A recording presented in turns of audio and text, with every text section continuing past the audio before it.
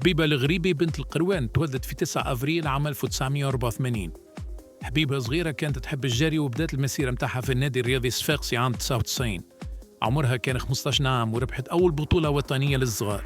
في 2007 مشات تكمل المسيرة متاعها في نادي فرانكوفيل في فرنسا. وقتها بدأت النتائج الكبيرة تظهر، وفي أولمبياد بكين 2008 وصلت للنهائي في سباق 3000 متر موانع وخذت المرتبة السادسة. أما الإنجاز اللي فعلا بدل كل شيء صار في أولمبياد لندن 2012 كي ربحت الميدالية الفضية في نفس السباق، ولت أول امرأة تونسية تحقق ميدالية أولمبية في التاريخ.